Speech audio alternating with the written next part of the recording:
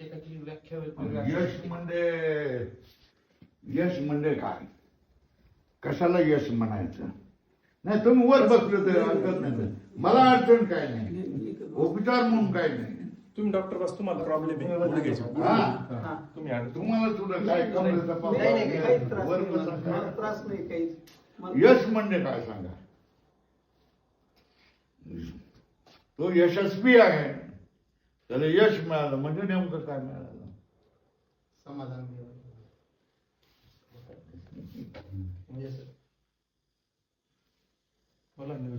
यशाचा अर्थ काय? यश शब्दाचा अर्थ काय? इंग्रजीमध्ये सक्सेस म्हणतात, बरोबर आहे ना, आणि मराठीमध्ये तसंच म्हणतात सक्सेस. त्याला सक्सेस मिळाला असंच ना, पण त्याचा अर्थ काय? त्याचं नाव झालं. म्हणजे आता ह्याने कशी द्राक्षामध्ये प्रयोग केले, लाल द्राक्ष केली, एक्सपोर्ट केलं, हे त्यांचं नाव झालं ना, बरोबर आहे. ह्या नाव होण्याला काय कारण आहे? त्यांची मेहनत, त्यांचे कष्ट. कोणत्याही गोष्टीत आपण एखादं जे ध्येय ठेवलेलं असतं, त्या ध्येयापर्यंत पोहोचणं म्हणजेच यश. आपण जे आपण अपेक्षा केलेली आहे, मोठं जरा वाढवत, जी आपण अपेक्षा केलेली आहे, आपण आपल्या समोर जीवनासमोर लक्ष ठेवतो, ध्येय ठेवतो, हे मला करायचं. ते तुम्ही उत्साह, दीर्घ प्रयत्न, विवेक, सुस्वभाव, हे सगळे गुण असले है ना, नाउमेद न होणं है ना, चुकातून सुधारणं, हे सगळ्या ह्याच्यामधून तो माणूस त्या लक्ष्याला प्राप्त होतो, बरोबर आहे ना. बरोबर. पण त्या लक्ष्याला प्राप्त होण्यासाठी तुम्ही काही देवमार्गीच असले पाहिजे असं आहे का काही? का नाही? तसं पण काही नाही. देवाला मानणारे असले पाहिजे, भजन करणारे असले पाहिजे, साधू संतांना मानणारे असले पाहिजे असं आहे का? साधू संतांना मानणार असलंच पाहिजे, त्यात काय नाही. आपला तो विषय. पण आपण ज्या कामात आहे ना, समजा माझ्या द्राक्षात असेल, माझ्या डाळिंबात असेल, तिथं पण मला देवच दिसला पाहिजे त्या कामात. नाही, तो देव कसा तुम्हाला दिसला? नाही सक्सेस किंवा आपली तिथे तुम्हाला देव दिसला पाहिजे. चांगला शब्द काढला. तिथे देव दिसलं पाहिजे म्हणजे काय दिसलं पाहिजे? कसं तुम्हाला देव दिसलं पाहिजे? आपण आता शेती समजा, जसं आपण म्हणतो माझी आई, तशी शेतीकडे पाहताना मी तिला आपली आई म्हणून पाहिलं. तिच्या ज्या गरजा आहेत, मूलभूत गरजा, तिच्यासाठी तिची सेवा आहे आपण, ती निस्वार्थी पाहिजे. म्हणजे कसं आपल्याला देईनच, आता या वर्षी देईन किंवा पुढच्या वर्षी देईन, ती 100% देणारच आहे आपल्याला. एक वर्षी फेल गेलं म्हणून तिच्यापासून लांब जाणं किंवा त्या ध्येयापासून लांब जाणं हे चुकीचं आहे. त्याला वारंवार म्हणजे पुढच्या या वर्षी नाही दिलं तर पुढच्या वर्षी तरी जरूर देईन, ते प्रयत्न करीतच राहायचे असं. म्हणजे तुम्ही प्रत्येक गोष्टीकडे भावना म्हणून पाहिलं पाहिजे का? भावना केली पाहिजे का? जे तुम्ही सांगितलं तर काळी आईकडे आई म्हणून भावना केली पाहिजे, त्याच्यामध्ये देव म्हणून पाहिलं पाहिजे असं तुम्ही बोललात ना, बोललात का ना? म्हणजे यालाच म्हणतात भावना करणं. देव नसताना देव मानणं, आई नसताना आई मानणं, याला म्हणतात भावना, बरोबर आहे. अशा भावना केल्यामुळे काय फरक पडतो?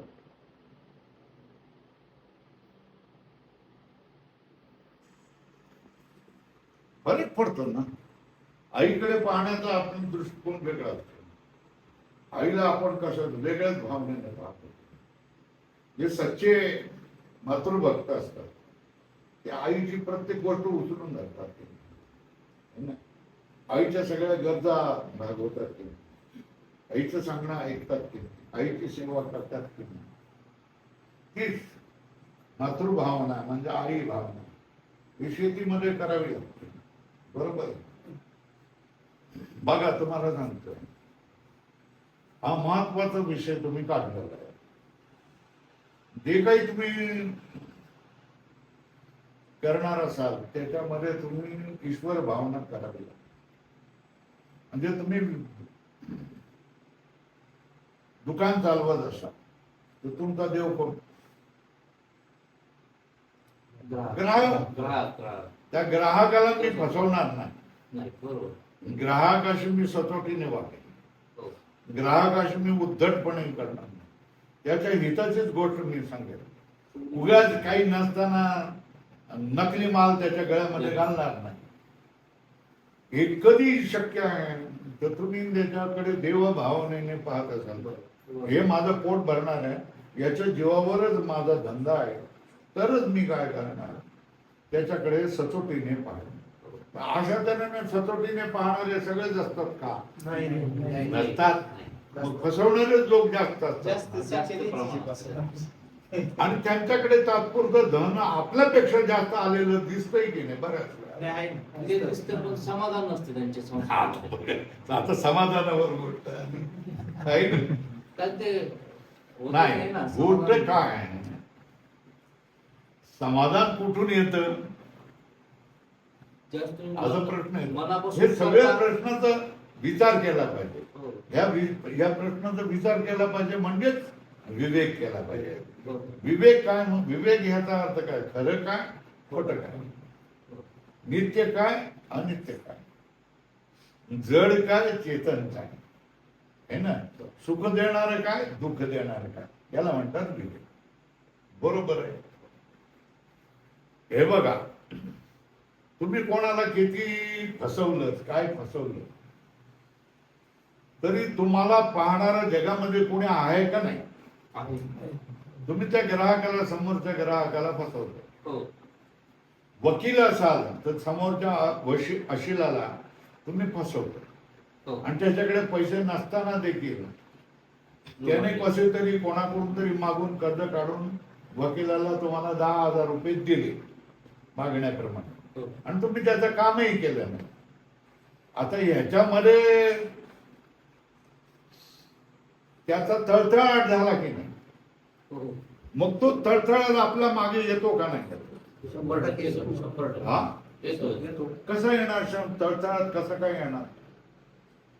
पुढे चालून तुम्हाला कसं सांगतो मी तुम्हाला सगळं स्पष्ट करून की त्याने त्याचा आत्मा तळतळला ना, है ना, की याने माझं फसवलं, 10,000 रुपये माझ्याकडून घेतले आणि माझं कामही केलं नाही ह्या वकिलाने.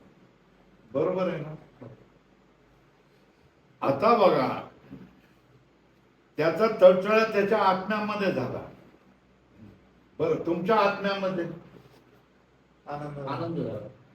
मी फसवलं नाही, तात्पुरता आनंद झाला असेल, क्षणिक आनंद झाला असेल, 10,000 रुपये मिळाले मला. पण आतमध्ये त्याच्यामध्ये कोण बसलेला आहे का नाही? बसलेला आहे ना. कोण बसलेला? तो देव बसलेला, कुठंच साक्षी बसलेला आहे. तो साक्षी सांगणार नाही का? आपणाला ज्यावेळेला आपण काम करतो त्यावेळेला दुसरा कोण बोलो न बोलवा, आतून आपल्याला साक्ष येते की नाही, हे तू बरोबर केलंयस आणि हे तू चुकीचं केलंयस, हे आतून आपल्याला सांगणं येतं का नाही? येतं ना, येतं ना. आता त्याचा आत्मा तळतळला, पण तुमच्या आत्म्यानं तुम्हाला काय केलं, हे तू पाप केलेलं आहे, हे ते सांगणार की नाही? आणि ही खून त्याच्या अंतःकरणावर होणार का नाही होणार?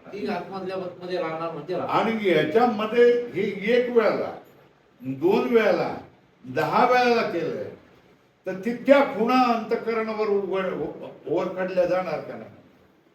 आणि त्याच्यानंतर मरणाच्या वेळेला, ज्या वेळेला मरण येत असेल त्यावेळेला त्याची भावना अशी नाही होणार का, मी कोणाचंही चांगलं केलं नाही, मी सगळ्यांना बर्बाद केलं. त्याचे तळतळत केलेलं, रडलेलं त्याचा चेहरा त्याच्या डोळ्यासमोर उभं राहणार का नाही? तो नसेल, मेलेलाही असेल, पण अशा ज्यांना आपण फसवलं, लबाडी केली, त्यांचे सगळ्यांचे चेहरे आपल्या समोर काय करतात? उभे राहतात. मी तुम्हाला वकील सांगतो, एक वकील आहे आमच्या त्या खानदेशामध्ये अत्यंत खूप यश करणारा माणूस, नावाजलेला वकील, खूप पैसे असणारा वकील, त्याच्या खूप शिकलेला वकील, त्याची 2 पोरं झाली, दोन्ही मतिमंद, शाळेत शिकली तुम्ही. आता याच्यावरून तुम्ही काय ठरवणार सांगा? काय हे असं होतं का नाही होतं? होतं का? याचं वाईट वाटतं की नाही आपल्याला? माझं मी एवढा BA LLB सगळा, माझी पोरं ही मतिमंद, काहीही समजत नाही, त्यांना काही येत नाही, पोटा पाण्याचा धंदा नाही, काय नाही, सगळं लग्न व्हायला तयार नाही. आता त्या वकिलाला ती सगळ्या आठवणी येत असेल की नाही, कोणी कोणाला काय केलंय, कोणाला काय उघडलं. थोडक्यात काय सांगणार? हे आपल्या मनामध्ये जो आपला आत्मा आहे, आतमध्ये बसलेला आहे, याचा तळतळाट वाईट असतो. हा तुम्हाला काय करत असतो? सदैव जागृत ठेवत असतो की हे चांगलं आहे, हे वाईट आहे. दुसरीकडे आपलं मनही असतं जे चंचल होत असतं, बरोबर आहे.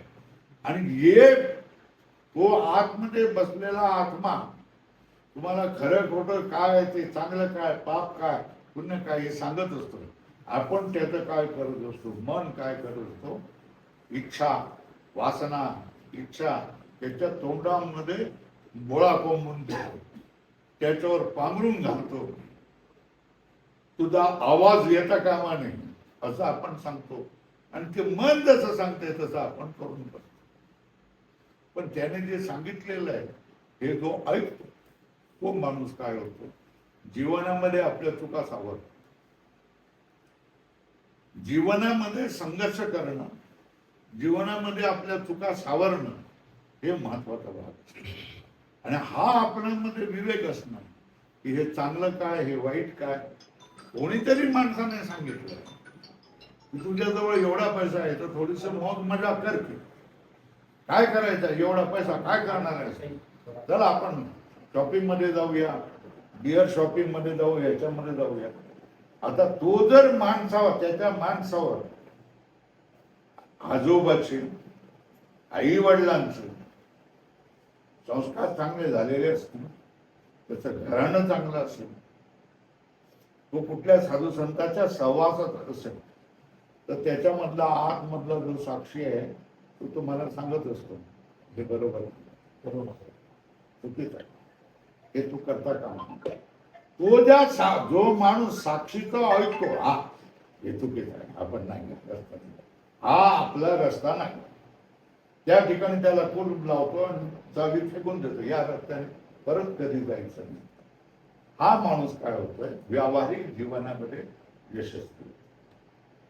यश हे व्यावहारिक आहे, आणि व्यावहारिक जीवनाने असला माणूस ज्याला समजतं की माझं बर्बादी कशामध्ये आहे आणि माझी कल्याण कशामध्ये आहे, हा ज्यांना विवेक असतो तो माणूस जीवनामध्ये काय होऊ शकतो? यशस्वी होतो. बरोबर. लाभ आणि हानी ही तुम्ही व्यापारामध्ये गृहीत धरली जाते की नाही? गृहीत धरले जाते. धरले जाते. है ना? हो. म्हणजे कधी लाभ झाला तर कधी हानी होणारच आहे. अंदाज चुकला तर हानी होते ना. पण जो माणूस लाभ झाल्यानंतर थैथई नाचत नाही आणि हानी झाल्यानंतर झाडाला नेऊन जाऊन स्वतःला टाकून फाशी घेत नाही, त्या माणसाला काय म्हणतात? विवेक म्हणतात. घेत नाही, बरोबर आहे ना? त्याला विवेक माहिती आहे. काय विवेक माहिती आहे? की मराठवाड्यामध्ये 4 वर्ष अशी असतात की एका वर्षाला पाऊस पडतो, खूप पाऊस पडतो चांगला. दुसरी 2 वर्ष सुरुवातीला पडतो, मागे नाही पडतो. दुसऱ्या वर्षाला मागे सुरुवातीला पडत नाही, मागे पडतो, आणि एका वर्षाला पाऊसच पडत नाही. हे जो समजतो आहे आणि हे समजून त्याप्रमाणे आपलं शेतीचं, कृषीचं वेळापत्रक आणि या सगळ्या गोष्टी आणि मनाची धारणा सुद्धा समजून घेतो की हानी झाली तर 5 पैसे. 1 वर्ष पाऊस पडणार आहे त्यावेळेला चांगलं कमवून घ्यायचं. दुसऱ्या 2 वर्षामध्ये काय करायचं राहायचं. आणि 4थ्या वर्षाला असेल तर नाराज व्हायचं नाही. देवाची कृपा आहे की देव 4 वर्ष 3 वर्ष मला देवाने दिलं, 1 वर्ष त्यांनी विश्रांती घेतली तर काय हरकत आहे. आपण जसं तसं काढू शकतो अशी समजूत करून घेतली पाहिजे. मग ही माणसं दुसऱ्या गोष्टीमध्ये मोर्चा काढणं, चक्का जाम करणं, आणखी काय भांडणं करणं, आणखी काय ऑफिस जाळणं बिळणं असल्या गोष्टी माणसं करत नाही.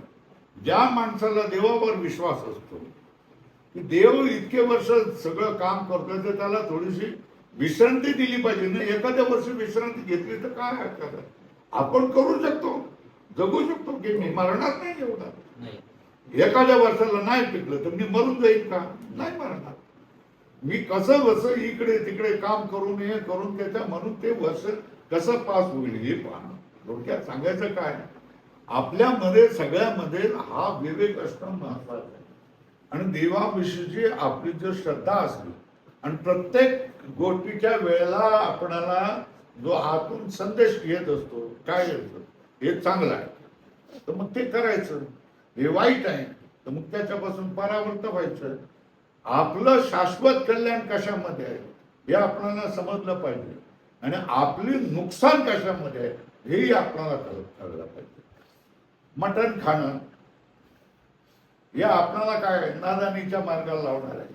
अंडी, कोंबडी, मासे महाग असतात. कशासाठी? ही सगळी लेकरं ईश्वराची लेकरं आहे. त्यांना जगण्याचा अधिकार नाही आहे का? आहे ना. मग अधिकार जर आहे तर मग स्वतः ती कापून खाणं किंवा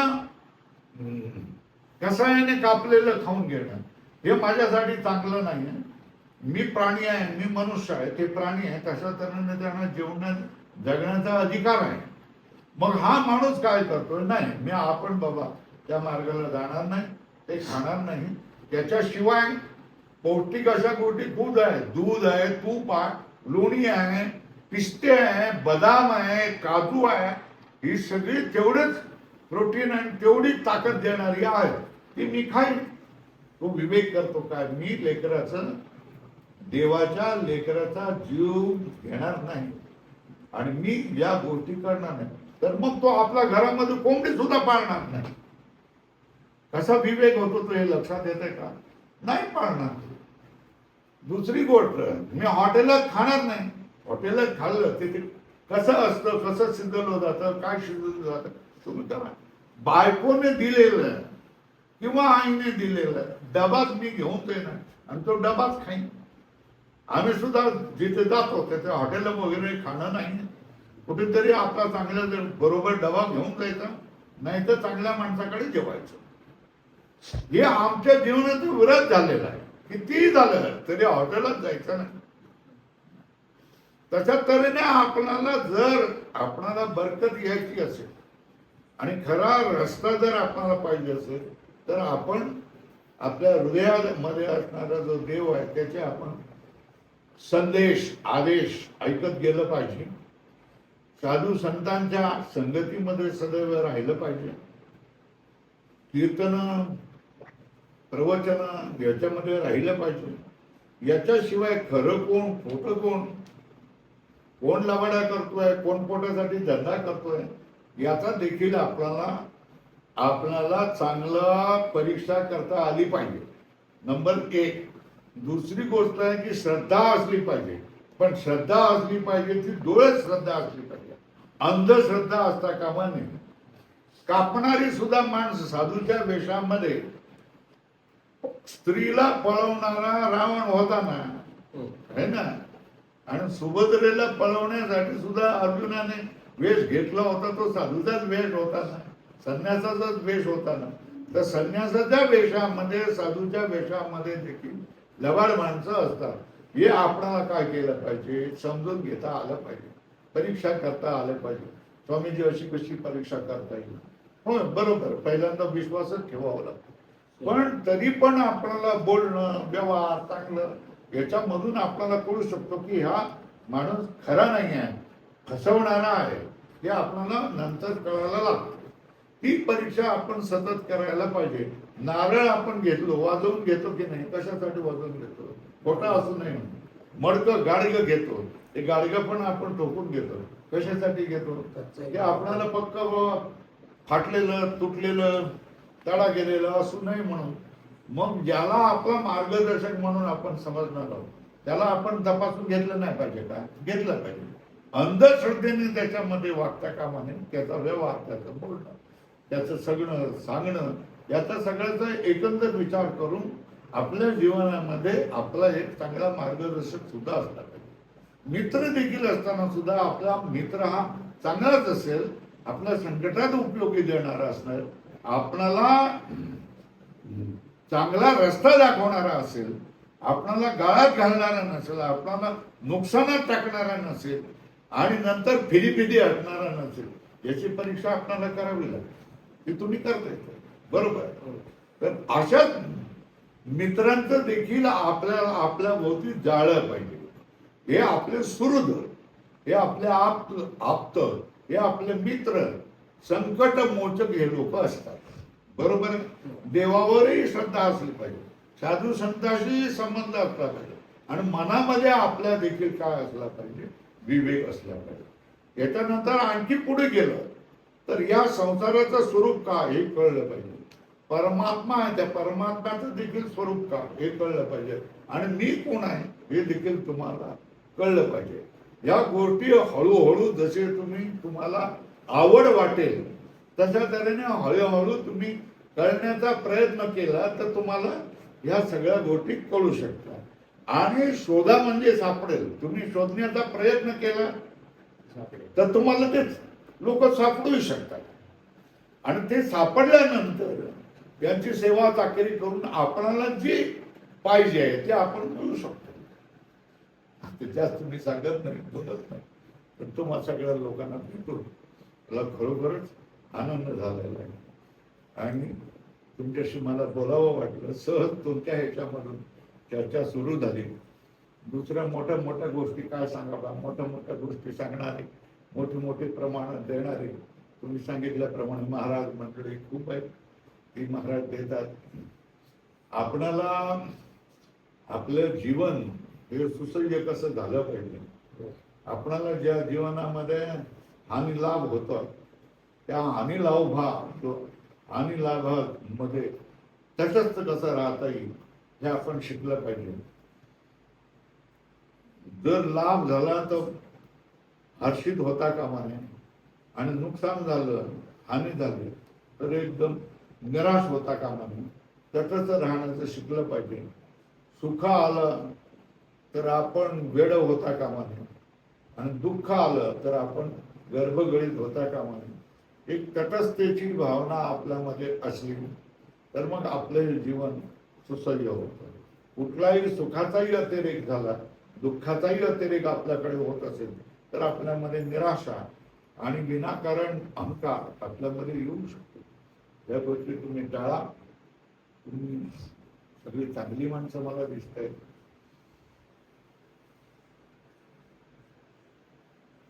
मी आशा करतो की तुम्ही कुठल्याही व्यसनामध्ये जाणार नाही, कुठलंही व्यसन लावून घेणार नाही. प्राण्यांना तुम्ही काय द्याल? हवंही द्याल. प्राण्यांचं मांस तुम्ही खाणार नाही, नशा पाणी तुम्ही करणार नाही, तंबाखू ह्या गोष्टी तुम्ही खाऊ नका. बायको देईल तेच तुम्ही खावा. हॉटेलमध्ये जाऊ नका, ढाब्यावर जाऊ नका, चमचमीत खाऊ नका. जे चमचमीत असतं ते पोटाला खराब करणारच असतं आणि जे आईने दिलेलं किंवा बायकोनं दिलेलं हे सात्विकच असतं, तेच तुम्ही खात जावा. बरोबर कोणी बाहेर जायचं असेल तर तुम्ही तुमचा डबा घेऊन जावा. बाहेर खाणं तुम्ही टाळा आणि जे सगळ्यांशी प्रेमाने राहा, सगळ्यांबरोबर मैत्री करा. कोणाचं चांगलं होत असेल तर त्याचा द्वेष करू नका. त्याला चांगलं झालं मग त्याची पाठ फपटायची, आपण करायचं. जे पुण्यवंत असतील त्यांच्या बरोबर राहायचं, मैत्री करायची, त्यांची दोस्त जी संत मंडळी त्यांच्या सहवासामध्ये राहायचे आणि सतत देवाला आपल्या जीवनामध्ये पहिलं स्थान द्यायचं. घरामध्ये तुमच्या गाथा ज्ञानेश्वरी ग्रंथ ठेवून घ्या. घरामध्ये तुम्ही एक मखर आणून ठेवा. विठ्ठल रखुमाईची मूर्ती ठेवा. सकाळी जमेल तसे आपलं जीवन पाळता ना, अजून पाळता तुम्ही, अजून तुम्ही कल्याणाच्या मार्गाला लागाल. सकाळी उठला, आंघोळ केली, चहा पाणी प्यायच्या अगोदर ज्ञानेश्वरीच्या 10-12 ओव्या किंवा 50 ओव्या किंवा रामकृष्ण हरीचा 10 माळ तरी जप एवढं तुम्ही करा. मकरात ठेवलेल्या विठ्ठल रखुमाईची तुम्ही पूजा करा. आणि मग सबंध दिवसभर केवढं काम करायचं, जिथे जायचं ते जावा, काहीही करा. घरामध्ये जे आई वडील आहेत त्यांना दुःख देऊ नका. आई वडिलांची तुम्ही सेवा करा. बायकोचे तुम्ही नंदी बैल बनू नका, है ना. चुकीची गोष्ट करत असेल तर तिच्या आई वडिलांची तिच्या भावाने जर सेवा केला नाही तर तिला राग येत असेल तर मग माझ्या आई वडिलांची सेवा जर तू करणार नसेल तर मला राग काय येणार असं तिला सांगावं. म्हणून बायकोचे नंदी बैल असता बनता कामा नये.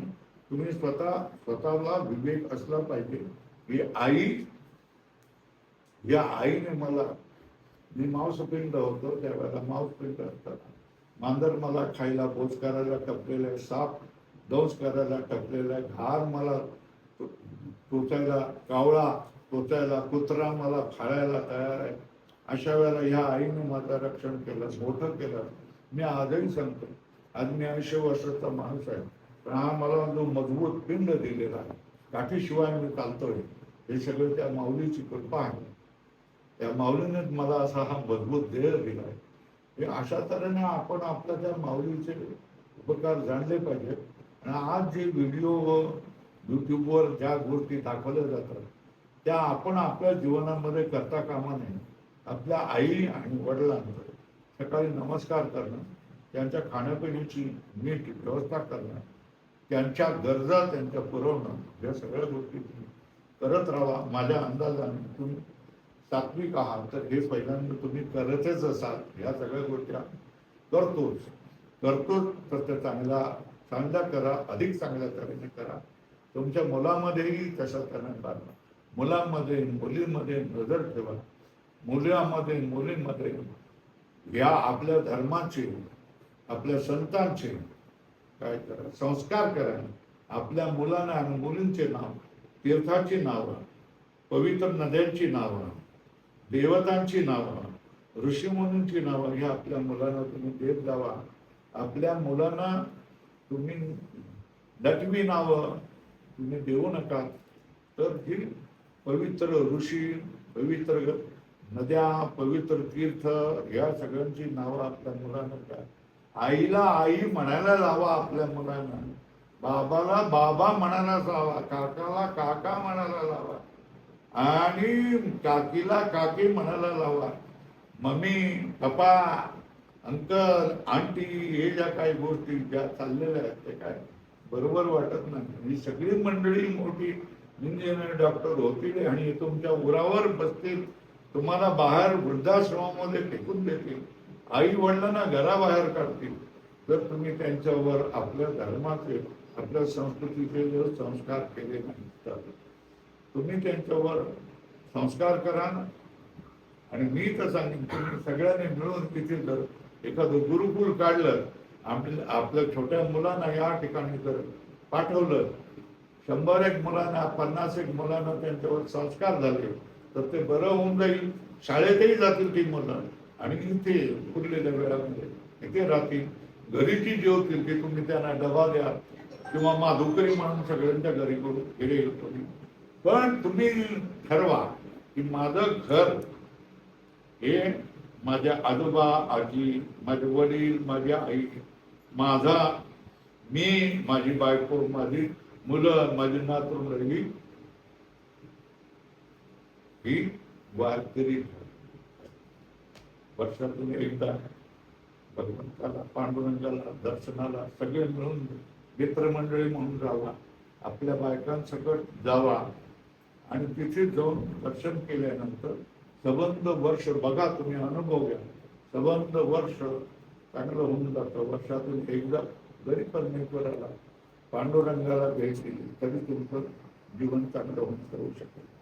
बस जास्त वेळ झालेला आहे, आता अधिक तुम्हाला वाट पाहायला लावणं काही ठीक नाही. तुम्ही सगळ्या इथे आला, मला आनंद दिला, तुमचं बरोबर बोलायला मला बरं वाटलं.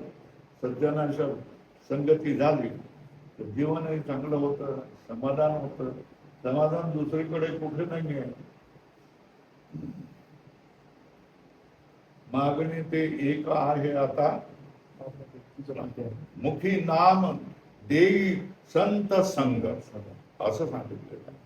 त्याच्यामुळे संतांच्या संगतीची महिमा आहे. संत हे कधीही तुमचं अकल्याण करणार नाही, कल्याणच करणार. ते मायाळू असतात, प्रेमळ असतात, लोकांविषयी सहानुभूती असतात आणि ते तुम्हाला कल्याणाच्या मार्गालाच लावणारे असतात. एवढं समजा. आणि आता तुम्ही घरी जावा.